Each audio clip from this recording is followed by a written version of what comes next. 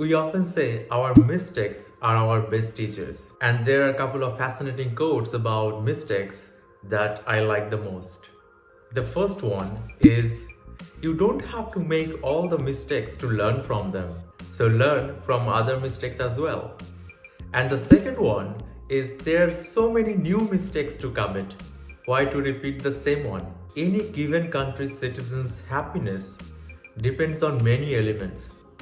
And two of the most important elements are the economic situation of the country and the religious ideology of the citizens. Any national political debates include these two elements, especially in a developing country such as India.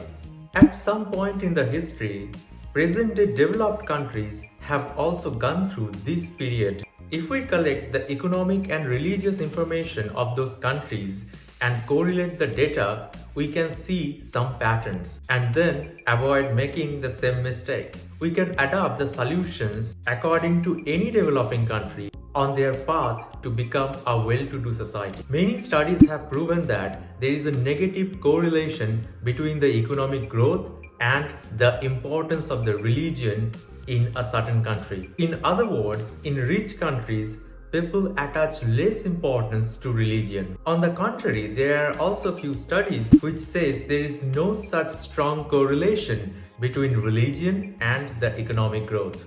Before coming down to any hasty conclusion, we should narrow down to the activities that a religion asks its followers to perform, which can negatively and positively contribute to the society, thus the economy. Religions influence the activities of an individual, group, or a society. This is why the economies are modified and adjusted in accordance with the belief systems of a country. On other hand, many economists have also proven that the demand of religion can also be originated from the economic factors and the performance of a country. On a survey result with a participant of 190,000 people across 11 European countries, we can see the religion was used as a poverty buffer while creating anti-wealth norms amongst the believers.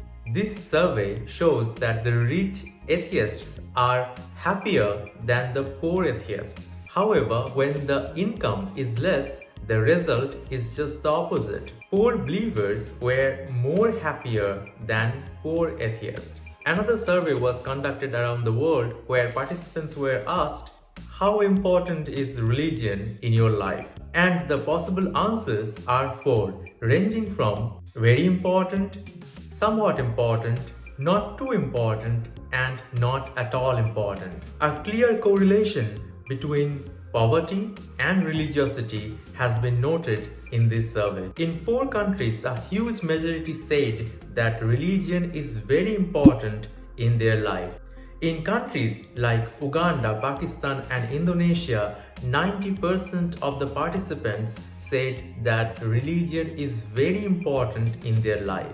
In Ethiopia, the percentage is more than 98.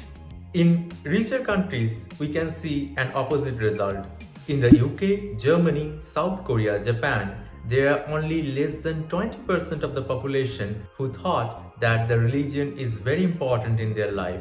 In every list, there is likely to be an exception, and in this list, the exception is of the United States, where there are 50% of the participants have said that the religion is very important in their life. And we can see there are few factors which make the case of United States as an exception. And this can be a topic for an entire episode. A book titled as The Weirdest People in the World got published in September 2020 by Joseph Henrich, who is a professor of human evolutionary biology. The author revisited the correlation between religion and economy, focusing on the Western societies. In this book, he coined a term WEIRD, which is an acronym signifies Western, educated, industrialized, rich, and democratic.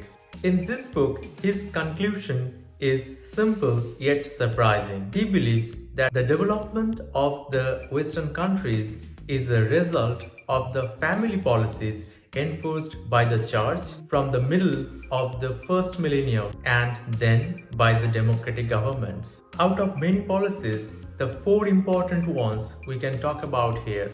The first one is they stop the marriages amongst cousins. This policy helped the countries to eradicate some genetic disease. This policy is not only conducive to the economy as it reduces the load on medical budget, but also it encouraged to trust others, as many present-day scientific research have proven that a trustworthy society makes more money together. The second policy is the church promoted individualism, so a personal relationship with God by reading the Bible independently, so less involvement of the church. So the idea of religious brotherhood is demoted, which led the people to become more inclusive for other religions and for strangers. The third one is the value of time. Economic development implies a rising opportunity cost in participating time-intensive religious activities such as religious services and prayer. Hence, people will have more time to work, which will bring more value to the economy. Consequently, the per capita income of a country increases. The fourth policy is related to education. An easy argument is that the less education leads to the more religiosity.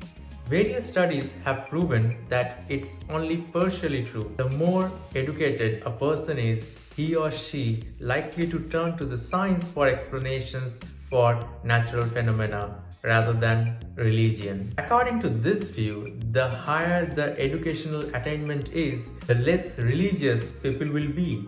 On the other hand, it also been observed that an increase in education will also spur participation in religious activities, because educated people tend to appreciate social networking and religion provides it. Moreover, education provokes our abstract thinking, so does a religion. The generally accepted theory is of Max Weber, who says the present-day capitalism is originated from the Christian sect of Protestantism, which values the material success. But going back to Henrich's book, it says we need to look farther back in the Middle Ages. During the Middle Ages, when the European towns were growing, the knowledge generation migrated from the Christian monasteries to the universities, and the European trades blossomed along the routes between the great fairs, stretching from northern Italy to England. The banks were established, the promissory notes were introduced, so did the insurance. This is the time when West experienced a huge economic revolution, and it is highly related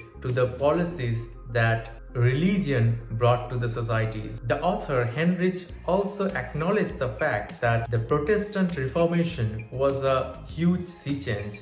But along with these policy changes in religion, especially in Protestant Reformation, we can see the religion was modified and adapted in accordance with the demand of the time and the society in a particular time to be relevant and contribute positively to the society, which helped countries to develop in previous centuries.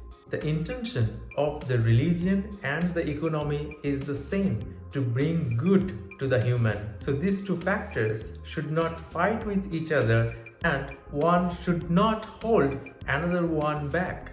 It should be modified and adapted in accordance with the demand of the society and the time to be more relevant and contribute positively to bring more good to the society, thus the individuals. Now let me ask you a question. What is the correlation of the economic situation and religious situation in your country?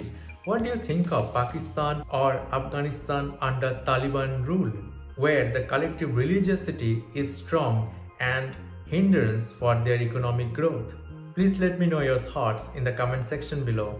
See you in our next episode, and thank you so much for being here today.